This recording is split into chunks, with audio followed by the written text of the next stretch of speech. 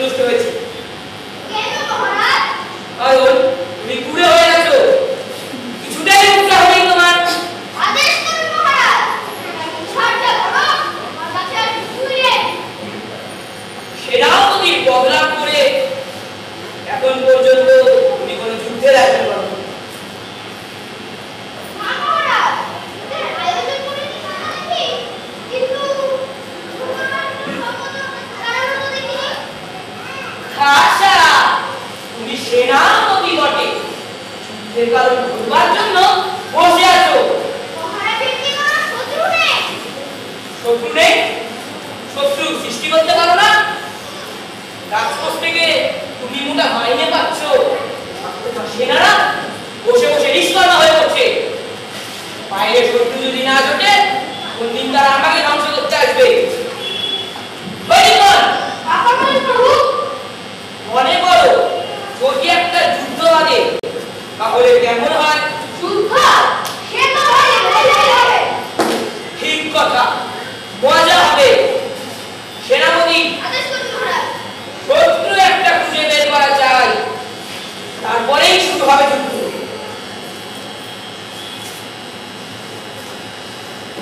সেনাপতি,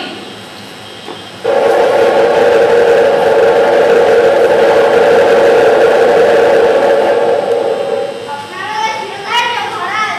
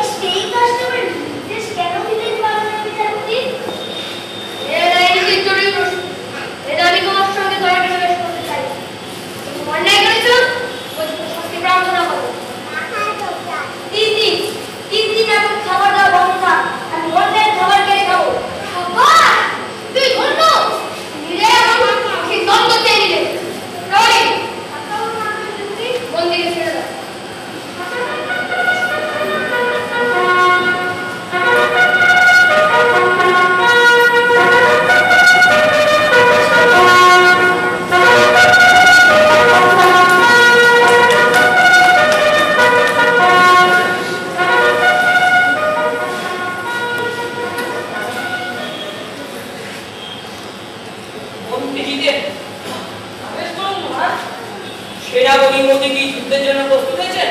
তাই তো মনে হয় মহারাজ। হেমকে সমুচিত শিক্ষা দিতে হবে। হেমের প্রতি আপনার রোষের কারণ কি মহারাজ? বলো কি, তুমি আমাদের মন্ত্রী আর তুমি জানো না হেমের কি অপরাধ? আজকে মহারাজ স্বীকার করতেই হয় যে সঠিক জানি না। ভালো, হেমের আচরণে বিদ্রোহের আভাস পাওয়া গেছে। কৌতূহল মার্জনা করতে কথা কিসে আপনার তা আমার ঠিক স্মরণ হচ্ছে সেনাপতি জানে, জানি না সেও ভুলে বসে আছে কিনা। যে আগে ওই সেনাপতি আসছে। সেনাপতি মহারাজ মন্ত্রী জানে না হেমের বিরুদ্ধে তোমার কি অভিযোগ? কিন্তু মহারাজ আমারও ঠিক বুঝছি না। তার নাই বা হলো এ অপরাধ যে ক্ষমাযোগ্য তা তো ঠিক, হ্যাঁ তা তো বটে নিশ্চয়। কিন্তু সেনাপতি ওনারা যখন জানতে চাইবে কেন এই যুদ্ধ, তার জন্য যে একটা উত্তর তৈরি করে রাখা যায় তাই যে আপনাকে বলতেই হবে।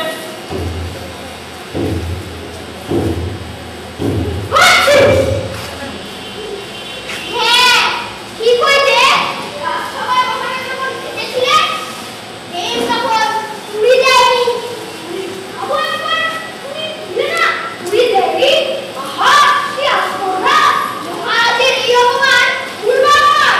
ভুলবো না, কখনোই ভুলবো না। মনে রেখো রাত সবাই মহারাজ যখন এসেছিলেন এর তখন তুই যায়নি। এমনি অপমান তুই করে সামনে তো এবার কমালে কমালে না। কখনো তুই ক্ষমা দিতে চাইলেন না। বন্ধু বন্ধু তোমাদের আনুগত্য, বন্ধুরা শক্তি। মন্ত্রী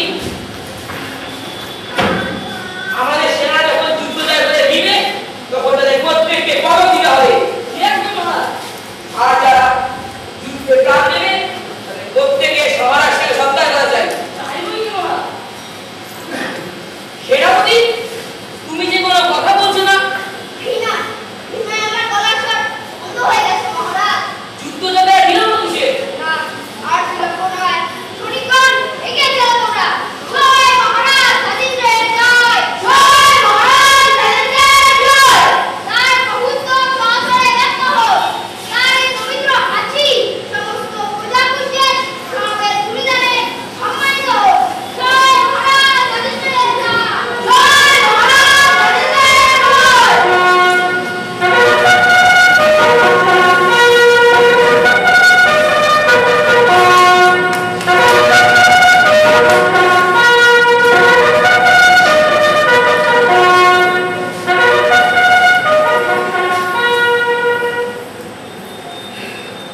কাকা তুমি এই যুদ্ধ সম্বন্ধে জানো নাকি? না তেমন তো কিছু জানি না।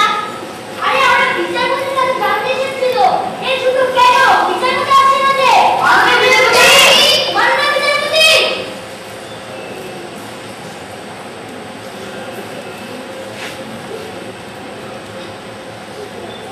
মাননীয় বিচারপতি আমরা জানতে চাই হেমের সঙ্গে ভারতের এই যে যুদ্ধ কি ন্যায়সঙ্গত?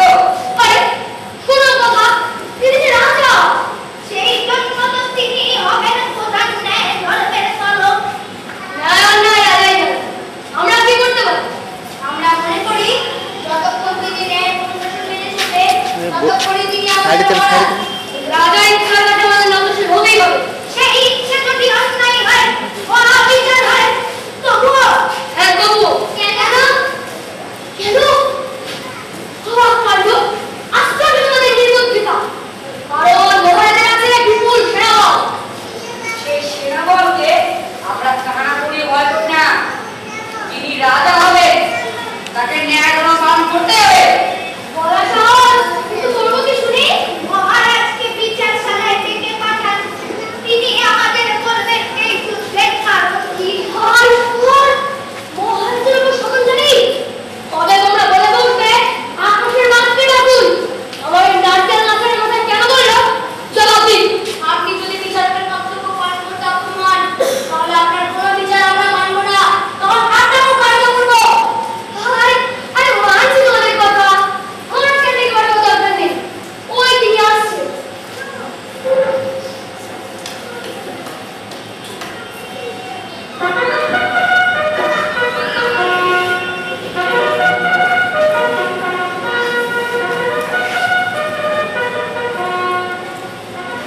এখানে এত ভিড় কিসের? কি চাই তোমাদের? এত হল